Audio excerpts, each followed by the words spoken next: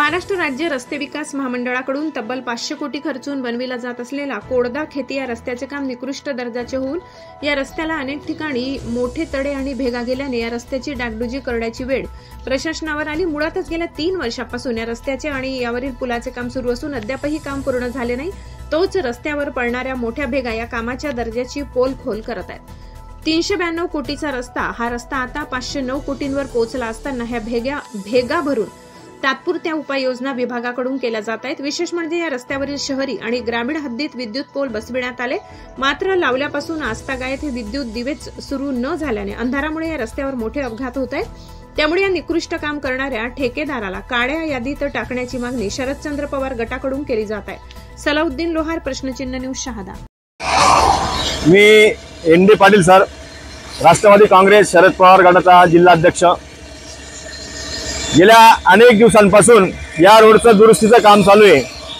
अवघ्या 3 ते 3.5 वर्षामध्ये या रोडला दुरुस्त करावं लागते, एवढी नामुष्की प्रशासनावर या ठिकाणी आलेली आपल्याला दिसते। अक्षरशः मोटरसायकलचं चाक जाईल एवढ्या भेगा या ठिकाणी या रोडाला पडलेल्या आहेत।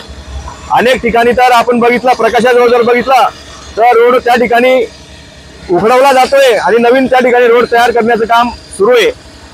माझी प्रशासनाला विनंती आहे की अशा पद्धतीने जर हे बोगस काम झालेलं आहे तर हा जो काही कोणी कॉन्ट्रॅक्टर आहे याला त्या ठिकाणी पाबंदी आणायला पाहिजे, त्याची ब्लॅकलिस्ट मध्ये त्याचं नाव टाकलं गेलं पाहिजे आणि हा जो काही शासनाचा पैसा खर्च झालेला आहे हा पैसा सुद्धा त्याच्याकडून वसूल केला गेला पाहिजे।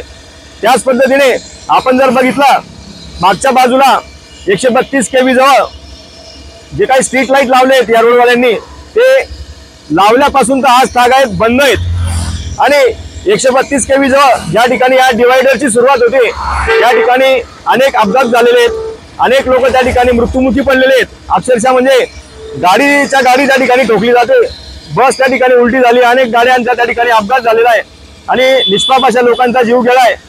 माझी प्रशासनाला कळकळीची विनंती आहे की त्या ठिकाणी जे काही लाईट बसवले गेलेत ते लाईट तात्काळ सुरू करण्यात यावेत।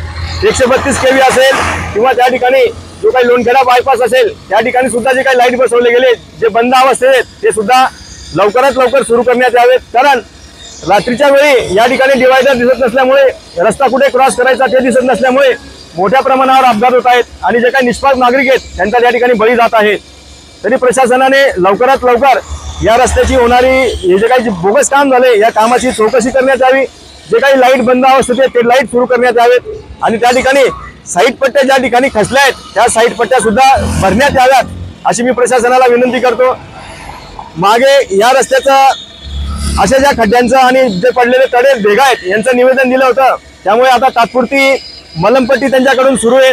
तरी प्रशासनाला विनंती असेल की चांगल्या पद्धतीने हे काम करण्यात यावं की जेणेकरून नागरिकांच्या अडचणी असतील किंवा जी काही गैरसोय असेल ती त्या ठिकाणी दूर होईल।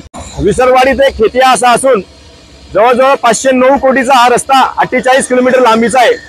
म्हणजे कोट्यावधी रुपये खर्च करून जर हा रस्ता तयार होत असेल आणि अशा निकृष्ट पद्धतीने जर त्याचं काम होत असेल, जर हे 3 वर्षामध्ये त्याची दुरुस्ती करावी लागत असेल तर हे मोठी नामुष्की आहे शासनाची आणि प्रशासनाची।